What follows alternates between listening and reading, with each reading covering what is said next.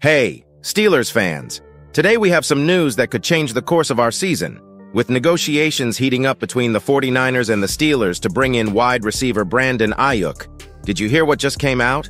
But before we get to that part, let's talk about our QB Justin Fields, who had the chance to show service in the game against the Texans, but ended up facing some problems. You won't believe what the Analyst just said about it. If you're a big fan of the Steelers, leave a like, and let's watch the video.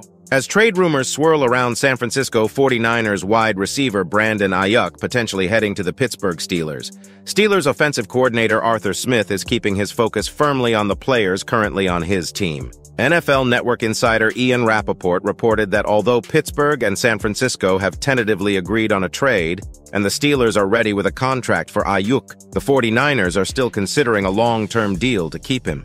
This leaves Pittsburgh in a waiting position, but Smith isn't letting the uncertainty disrupt his preparations.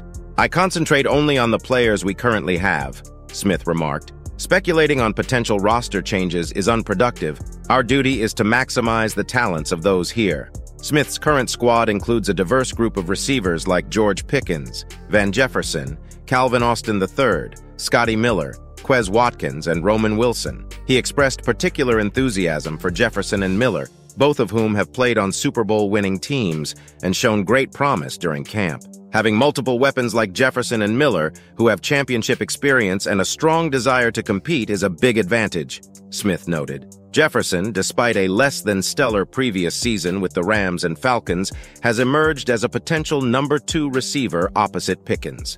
He has adopted Antonio Brown's rigorous practice of catching 300 passes post-practice, demonstrating significant improvement. During a recent practice, Jefferson made an impressive catch over cornerback Joey Porter Jr., highlighting the effectiveness of his rigorous training regimen. Porter Jr. has noticed the intensity and skill across the entire receiver group, praising their consistent performance during camp. If we don't end up getting Aiyuk, it's clear that Jefferson and the other receivers are more than capable of stepping up, as they've shown throughout training camp, concluded Smith. Now, as we eagerly await to see if Aiyuk will don the black and gold mantle, let's talk about Justin Fields' performance in our first preseason game and what analysts had to say about it. The Pittsburgh Steelers gave Russell Wilson a rest for their preseason opener, thrusting Justin Fields into the spotlight as the starting quarterback against the Houston Texans. Fields showcased his arm, completing 5 of 6 passes for a 113.2 passer rating and throwing for 67 yards to 4 different receivers. Despite these solid passing numbers, his performance was marred by 2 fumbled snaps, with center Nate Herbig complicating the Steelers' efforts and keeping them scoreless with the first team in a 20-12 loss. ESPN analyst and former NFL quarterback Dan Orlovsky reviewed the game footage, focusing on the botched snaps. He identified them as likely communication errors rather than technical mishaps. Orlovsky suggested that Fields needed to adjust his hand positioning in response to the center's movements, a coordination they lack. Watch the center step to the right. The ball seems to trail off under his right thigh. Did Justin adjust his hands accordingly? Orlovsky analyzed. That's where the disconnect appears to be. It's about syncing up those small but critical movements. After the second fumble, rookie Zach Frazier replaced Herbig at center and immediately made a positive impact, hinting at a potential shakeup in the starting lineup. The fumbles, however, highlighted an area of concern that could affect Fields' standing in the quarterback competition, emphasizing the importance of flawless execution. Orlovsky also critiqued Fields' timing on a 3rd and 13 play, noting that Fields hurried a pass to tight end Pat Freiermuth that fell short of the first down. The pace of his drop didn't match the route's timing.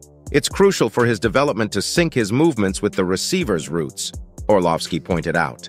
Despite the setbacks, Fields showed potential for growth. He and the Steelers are gearing up for their next preseason game against the Buffalo Bills at Acrisure Stadium, where Wilson is expected to start. Fields' ability to refine his technique and enhance his in-game coordination will be critical as he continues to compete for the top quarterback spot. Well, everyone, the Steelers' future is hotter than ever. With negotiations going on and fierce disputes for key positions, this preseason is promising. Do you think Justin Fields has what it takes to be our starter?